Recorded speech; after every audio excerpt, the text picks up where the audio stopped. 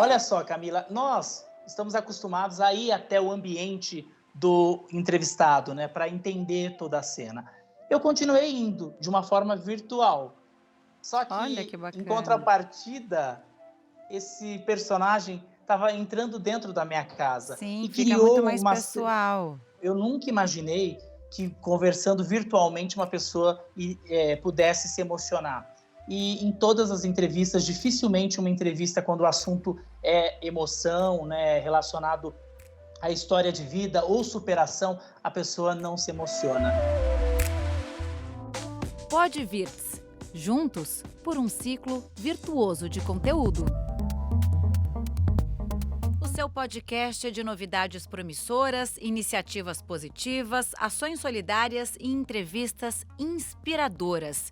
Esse é o Pode Virts, o lado bom de tudo. Eu sou a Camila Busnello e o nosso convidado dessa semana é um repórter que você conhece de programas como Domingo Show e Balanço Geral, onde ele está atualmente. E conhece mais ainda se acompanha as redes sociais, viu? Que ele usa para falar sobre diabetes. Tenho certeza que você já sabe com quem é esse papo super inspirador. Tom Bueno, muito obrigada pela presença aqui no nosso Pode Virts. Oi, Camila, obrigado você pelo convite. Fiquei muito feliz por vocês terem me convidado para a gente bater esse papo, falar de coisa boa nesse momento em que a gente está passando. Obrigado mais uma vez. Até porque você está passando por um período super difícil, super desafiador, mas já fiquei sabendo que você sempre costuma ver o lado positivo dessas fases que você passa na vida. E como você está em casa desde o começo, são 4 meses já confinado? 4 meses, dia 17 agora completa, então, 4 meses. E foi assim, no começo, muito estranho, né? Você passar o dia todo dentro da sua casa, dentro do seu apartamento. Eu que estava acostumado a estar na rua, gravando, conversando com as pessoas, me vi nessa situação. Mas eu costumo sempre olhar a vida por uma outra perspectiva, né? E aí eu falei assim, peraí, isso é um desafio e eu vou ter que buscar uma nova forma de trabalhar, de viver e buscar uma leveza também, porque senão a gente acaba entrando num ciclo vicioso de reclamar sobre a vida. E eu falei assim, se eu tô tendo essa oportunidade, é aquela coisa, né? Me deu um limão, eu vou fazer uma limonada. E foi isso que eu tô Exatamente. tentando fazer até hoje. Eu queria saber, primeiro, o que era a liberdade para você e quando você teve ela tolhida, né, por ser de um grupo de risco, porque diabetes está entre os primeiros ali. Se a gente for listar 5 comorbidades, diabetes está entre essas 5. Então, na verdade, eu sempre fui um cara prático para fazer as coisas em São Paulo. Eu sou de Campinas, do interior de São Paulo, vivi uma parte da minha vida em Goiânia. Quando eu cheguei em São Paulo, eu fiz um compromisso comigo mesmo, né? Morar próximo do trabalho e tentar fazer tudo a pé. Então, minha vida foi sempre andar, ir para a academia, para o supermercado, para o shopping, tentar usar o carro o mínimo possível, né? E aí, quando eu me vi nessa situação, foi estranho no início, porque, primeiro, que o fato de eu andar também ajuda no controle do diabetes, porque eu tenho diabetes tipo 1, que é uma doença autoimune. Meu pâncreas parou de produzir insulina, né? Então eu preciso fazer aplicações de insulina, controlar a alimentação e fazer prática de atividade física. Isso requer uma rotina. E a partir do momento em que eu mudo minha rotina, o meu controle e meu tratamento também muda. Durante 40 dias eu tive que observar como o meu organismo estava reagindo em relação a esse confinamento, né? A quantidade de insulina, como o meu corpo estava sensível às aplicações de insulina. E aí, a partir do momento em que eu fico preso dentro de, 90 metros quadrados, o meu controle também mudou. Eu tive picos de hiperglicemia, tive momentos de irritação, e aí eu tive que buscar, né, entender como eu estava reagindo a essa nova realidade e conversar muito com o meu médico, com a minha nutricionista, para poder adaptar o meu tratamento para esse momento que eu estou vivendo. Só para explicar para quem está ouvindo a gente, o Tom Bueno está de casa falando com a gente. Então, ele faz parte desse grupo de risco desde março, né? Você não sai de casa, quer dizer, agora daqui a pouquinho ele fez uma alteração na rotina dele, mas a gente está aqui na Record, entrevistando do estúdio e o Tom está na casa dele.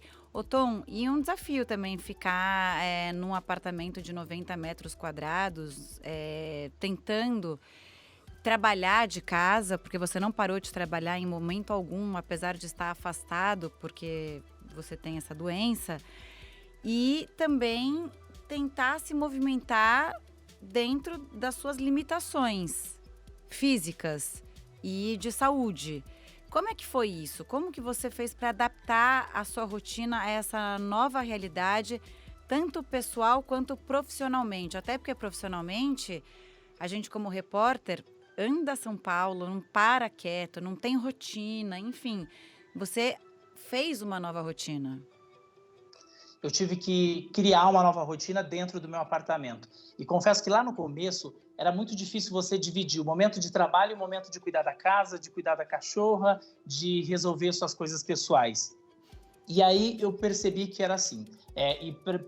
Eu deveria reservar um espaço de dentro da minha casa para poder trabalhar. Então, eu montei um estúdio improvisado num quarto de hóspedes que eu tenho. Olha que então, bacana. Eu coloquei espuma lá para poder fazer um acústico, né?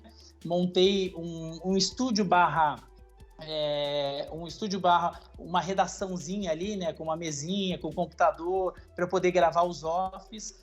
E sair um pouco da sala e da cozinha, porque no momento em que eu estava dividindo o meu momento de trabalho nesses espaços, eu não sabia identificar o que eu estava fazendo. Então, qualquer coisa que acontecia, eu perdi o foco.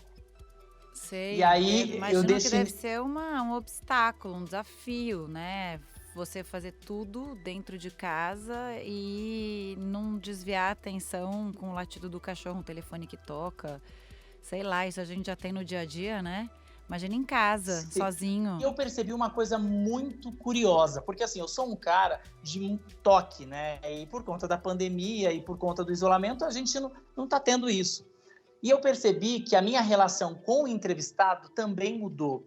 E mudou de uma forma positiva, na minha opinião. Conta pra mim. Olha só, Camila, nós estamos acostumados a ir até o ambiente do entrevistado, né? Para entender toda a cena.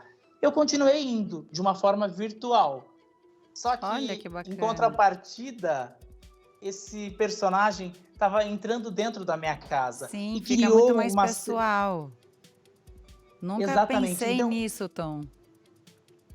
E aí, por exemplo, na hora que eu começava a gravar, a Amora, que é minha cachorrinha, entrava. Aí eu pedia para a pessoa, desculpa, a Amora tá aqui. Aí a pessoa já quebrava o gelo, porque às vezes tem aquela coisa de gravar com a câmera e a pessoa fica muito séria, aquela né? formalidade, fica com medo da câmera, né? Tem tudo isso mesmo. E aí, então, ela já se sentia em casa e você cria uma relação um pouco mais pessoal. E você sentiu isso uma diferença no resultado final da tua reportagem? Todas as reportagens, Camila, porque é o seguinte, por exemplo, eu estava falando de um momento, de uma reportagem delicada, de emoção. Eu nunca imaginei que conversando virtualmente uma pessoa pudesse se emocionar. E em todas as entrevistas, dificilmente uma entrevista quando o assunto é emoção, né, relacionado à história de vida ou superação, a pessoa não se emociona. E eu percebo até mesmo nas respostas, né? Quando a gente está entrevistando, a pessoa não fala o seu nome o tempo todo. E quando eu estou entrevistando via videochamada, a pessoa fala o seu nome o tempo todo. Então, fica uma coisa muito pessoal mesmo. E eu percebo que até mesmo quem tinha vergonha de aparecer, às vezes chegava uma pauta, não vai gravar, não vai gravar, não vai gravar, ou vai gravar, não quer aparecer. E aí, na hora que eu chamo, falo, você não quer mesmo aparecer? Não, tudo bem, vamos então, eu não tenho problema de aparecer. Só que, por outro lado, o personagem se sente ainda mais parte do processo de produção de uma reportagem. Então, você cria essa relação com esses personagens e difícil, eu posso contar nos dedos quantos entrevistados não falaram comigo depois que a reportagem foi ao ar. O seu trabalho é muito conhecido por fazer matérias emocionantes, positivas, inspiradoras, matérias para ajudar, às vezes, quem precisa de ajuda. E recentemente você fez uma que me chamou muita atenção, que foi para uns pais, eles precisavam arrecadar 12 milhões de reais para comprar um medicamento para o filho Arthur, que tinha uma doença grave. É uma história muito inspiradora. A gente não sabe qual vai ser o final, porque os pais têm 4 meses para arrecadar esse dinheiro, eles estão dependendo de doações. Mas me conta um pouco dessa reportagem e como você faz para buscar tantas histórias bonitas e como repórter, eu posso ter uma ideia, mas assim, num dia a dia, né, com histórias tão boas e que você possa mudar o destino, por exemplo, desse bebê. Como é isso para você? Camila, desde quando eu estava no Domingo Show, eu sempre encarei o jornalismo como um trabalho social, né? Eu sempre pensei de que forma aquela informação ou aquela notícia iria impactar na vida das pessoas. Quando eu fui para o Domingo Show, eu consegui viver isso mais de perto, né? Porque a gente trabalhava num programa dominical, que a gente contava histórias, realizava sonhos, né? E sonhos de uma vida inteira, sonhos de pessoas que batalharam muito para conseguir ter essa oportunidade. E aí, quando você vai para um caso como esse do Arthur, que é um garoto de 1 ano e 8 meses, que desde os 4 meses convive com uma doença que, com o passar do tempo, né, ela só vai piorando a situação, e você vê 2 pais ali, né, a mãe e o pai, se dedicando e não perdendo a esperança, você fala, o meu trabalho vai poder ajudar a mudar essa realidade, porque os pais não perdem a esperança. Ele tem esclerose múltipla espinhal. E isso, é o AMI que eles chamam, né? AMI do tipo 1, que é o tipo mais severo dessa doença, né? Que é a principal causa de morte de crianças abaixo de 2 anos, né? Que acabam morrendo por conta dessa doença que é degenerativa. Ele vai atrofiando os músculos, os neurônios vão morrendo e não tem como recuperar o que já morreu. Ele não fala, né? Ele usa um respirador aqui, porque os músculos, até mesmo do pulmão, eles estão atrofiando, então ele não consegue respirar sozinho. E o pai fala um negócio assim, que me chamou muita atenção.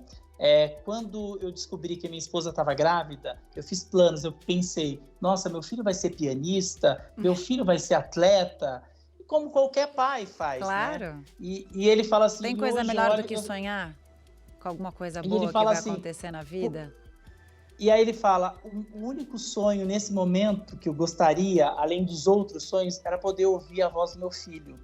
Quando ele chora, para mim já é um motivo de alegria. Quando ele sorri e faz qualquer barulho, para mim é motivo de felicidade. E aí, Camila, quando você pega uma entrevista dessa e você traz para a sua realidade, porque assim, nós somos seres humanos, né? Não dá para sair de cena o Tom Bueno, pessoa, e virar apenas um profissional nessas horas. A gente fala, que não. Independente do problema que eu tenho, olha só a esperança dessa pessoa. Ou seja, essas histórias também te inspiram particularmente, né? Que você tem esse diabetes também, acho que é do caso mais grave, do tipo mais grave, né? E isso. Elas também te inspiram. E é por isso que você procura inspirar outras pessoas também, por exemplo, com o seu canal no YouTube? Exatamente. Eu acho que assim, tudo tem um propósito nessa vida. Eu nunca encaro como um problema. Recentemente, eu descobri que eu tinha um melanoma. E eu descobri de uma forma nessa quarentena, inclusive. Melanoma, para quem está ouvindo a gente, é o câncer de pele.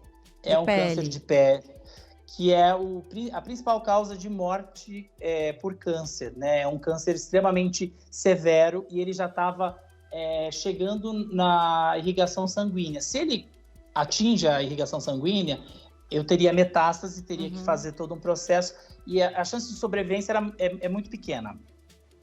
E eu descobri por acaso, Camila, antes da quarentena, eu fui fazer um laser no rosto e olhar minhas sardas, porque eu sou branquinho e tal. Na hora que eu cheguei, o médico olhou e falou assim, antes de fazer qualquer procedimento estético, a gente tem que tirar 2 pintas suas e mandar para biópsia. E e eu costumo dizer que foi um anjo chamado Dr. Felipe Ribeiro, que é um dermatologista, que tirou essa pinta, que era 3 milímetros. Mas se eu esperasse 1 mês ou 2 meses, no máximo, ela já teria avançado e talvez eu não tivesse essa oportunidade de estar compartilhando aqui com vocês. Ou seja, Isso eu não nada estou falando... acontece por acaso, né, Tom? Nada acontece por acaso. E o que eu fiz? Até mesmo do diabetes, do melanoma, eu encarei como, se eu estou tendo essa oportunidade, a vida está me mostrando, né, que nada tem mais valor do que a nossa saúde, a nossa família. Eu vou compartilhar isso com as pessoas para servir como exemplo, né? Porque as pessoas nos olham assim e acham que a gente tem uma vida extremamente boa, que a gente não tem problema. E todo mundo tem problema. E por incrível que pareça, eu compartilhei essa questão do melanoma, até meu pai, que já teve câncer de pele, ele me mandou uma mensagem. Filho, faz tempo que eu não vou no dermatologista. Depois dessa, eu já vou marcar o dermatologista assim que essa pandemia passar, porque eu vou voltar a me cuidar. Então, olha o impacto. Eu nunca imaginei que meu pai fosse me mandar uma mensagem dessa, né? E com o simples fato de eu compartilhar uma situação que, assim, cuidem, né? Olhem, porque pode parecer uma pintinha de nada, mas pode ser algo muito sério. Eu tenho certeza que eu consegui ajudar muita gente. E é essa a minha missão, eu acredito nisso. Tanto no jornalismo, quanto na questão do diabetes, né, na questão da saúde, né? Eu tenho uma relação muito forte com a editoria de saúde, assim, porque desde quando eu comecei no jornalismo, eu tento prestar serviço em relação à saúde.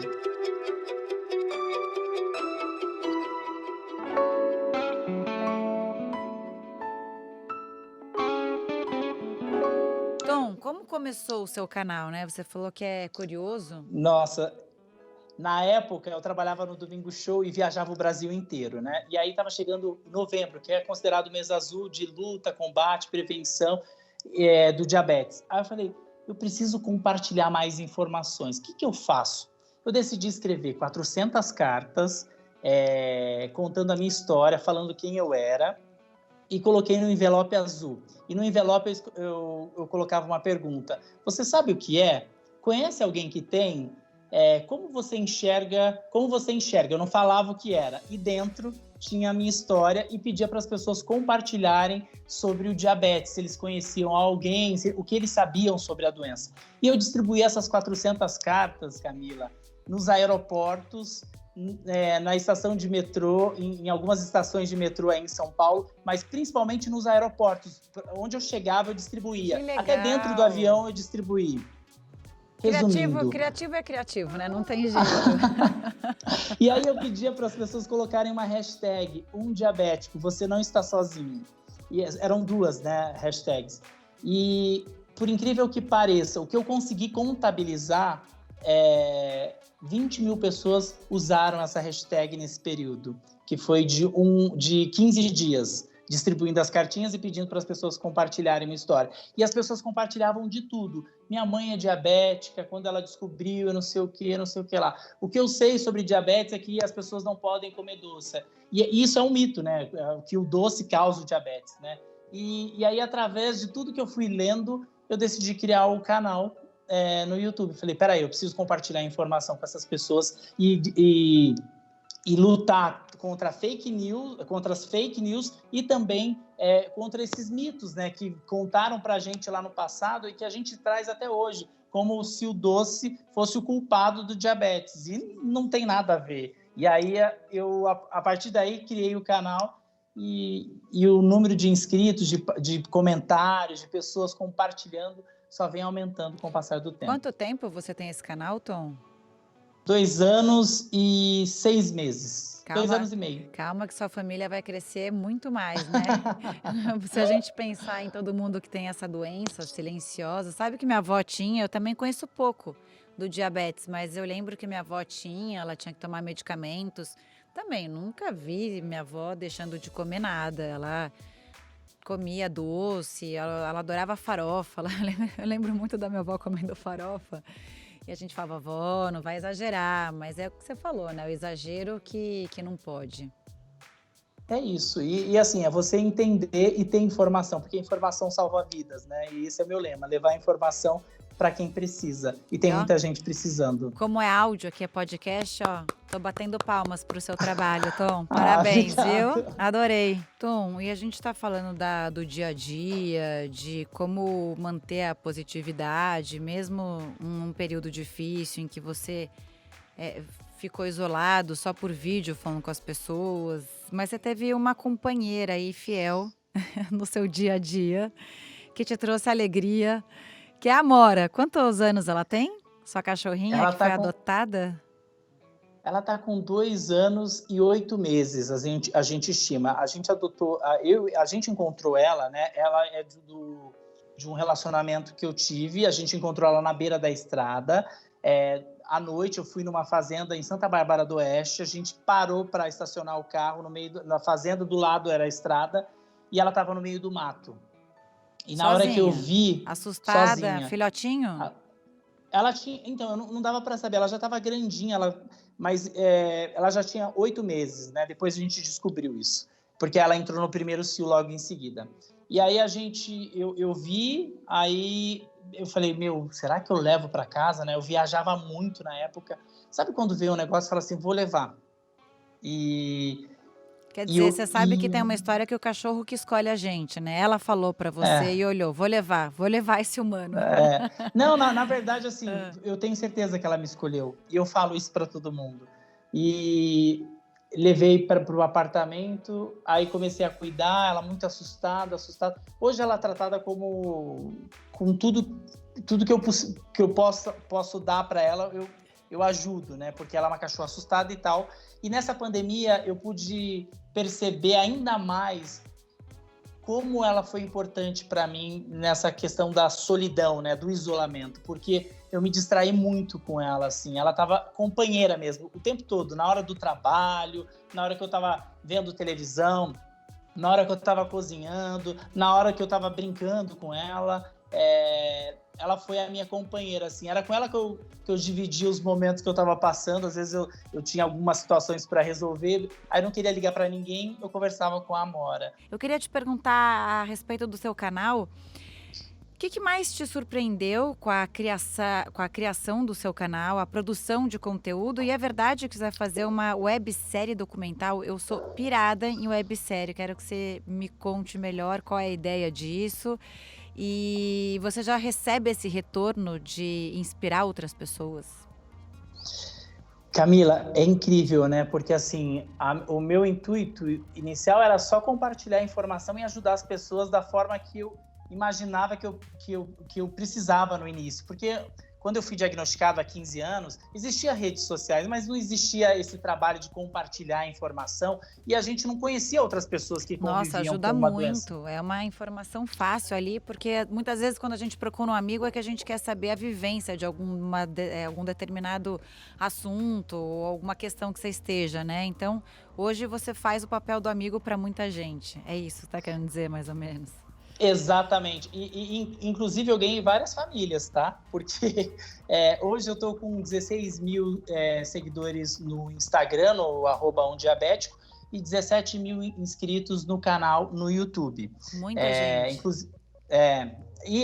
Para falar apenas de diabetes. E quando a gente fala de diabetes, vem como se fosse uma doença. Mas se a gente fosse dividir o diabetes tipo 1 do tipo 2, parece que são doenças diferentes, tá? Sei, é que o impacto é o mesmo na saúde se você não controla. E o desafio é poder passar informação para todo mundo, do tipo 1 e do tipo 2. São 16 milhões de pessoas só no Brasil, mais de 400 milhões de pessoas com diabetes no mundo todo, né? E eu comecei a compartilhar, e aí, assim, compartilhando coisas do meu dia a dia, que eu achava que só acontecia comigo mesmo.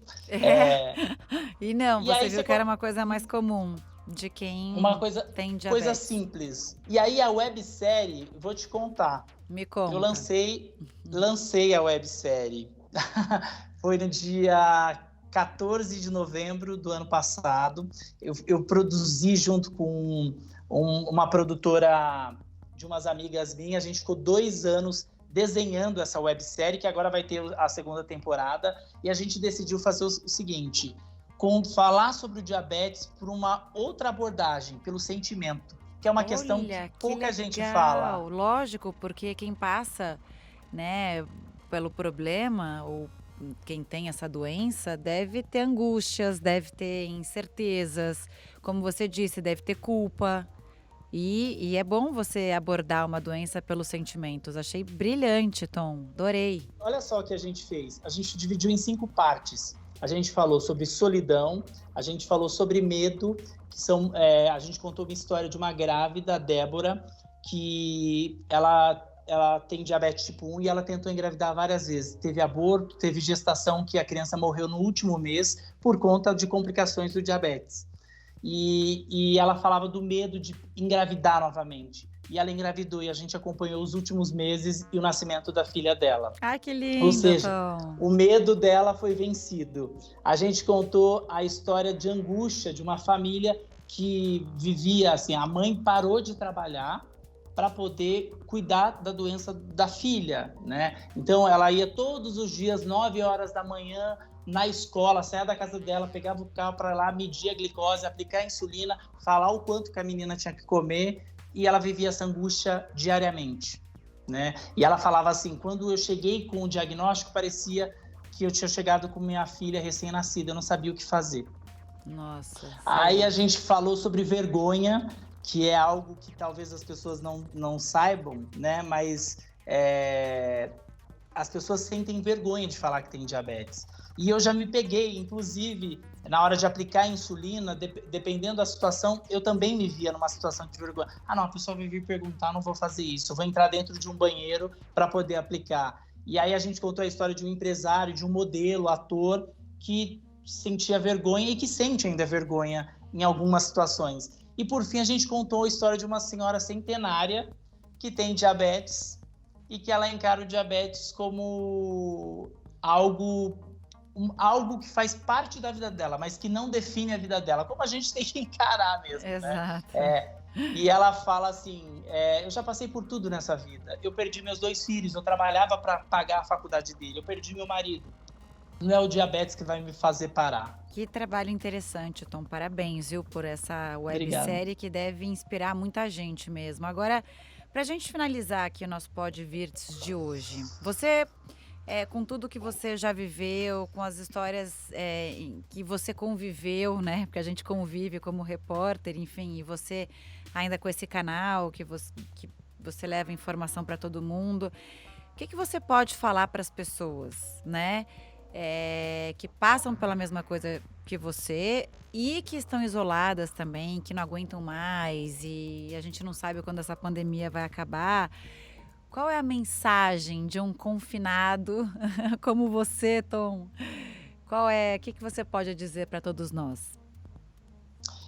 Eu costumo dizer uma coisa, né? Eu aprendi com uma psicóloga a seguinte frase: não aceitar também faz parte da aceitação.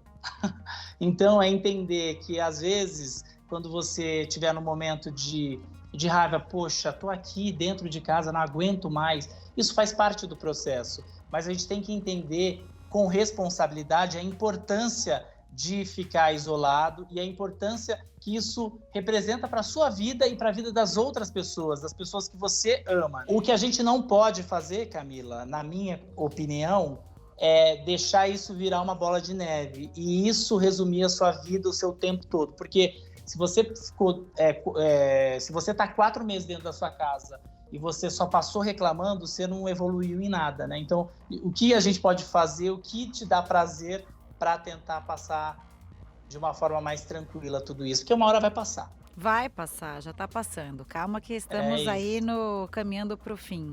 Agora, Tom, Exatamente. já te admirava, eu vou sair dessa entrevista te admirando mais ainda.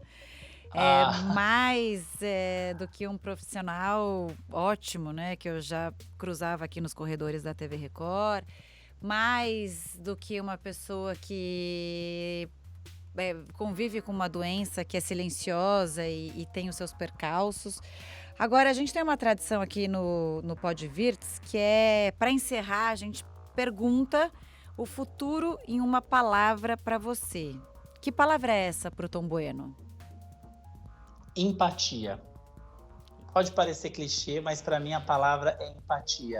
Eu acho que a gente está vivendo um momento em que se a gente não ter amor pelo outro, a gente não vai conseguir tocar uma vida com saúde, com conquistas. A gente está percebendo mais do que nunca que um depende do outro, né? Porque não adianta só eu usar máscara e você não usar, porque se eu usar máscara eu te protejo, e se você usar máscara você me protege. Então, uma simples atitude do dia a dia aí faz a diferença e é uma atitude de empatia. Na minha opinião, a palavra é empatia. Tô com você, Tom. Essa foi mais uma edição do Pod Virtus, o lado bom de tudo, um podcast para propagar iniciativas positivas, ações solidárias, novidades promissoras e entrevistas inspiradoras, como essa do Tom Bueno. Tom, muitíssimo obrigada para você. Obrigada pela sua participação aqui no nosso Pod Virtus. Eu que agradeço, foi um prazer bater um papo com você. Eu sou fã da Camila desde a época em que ela cobriu um caso de grande repercussão aqui brilhantemente, né, que foi o caso da Isabela Nardoni. Depois ela foi para Nova York. Eu sempre fui muito seu fã de verdade. Obrigada, porque você é uma pessoa que transmite uma luz e parabéns por esse novo projeto, porque o mundo precisa de boas notícias e vocês estão dando esse espaço para a gente compartilhar boas notícias. A gente parabéns a todos. A gente está aqui para contar isso, né, Tom? É isso. Obrigado de coração. Foi um prazer bater esse papo com você. Um beijo e obrigada, até a semana que vem. E lembre-se, esse programa faz parte da família R7 de podcasts. Todos os dias temos novidades para você no r7.com/podcast. Tchau, tchau.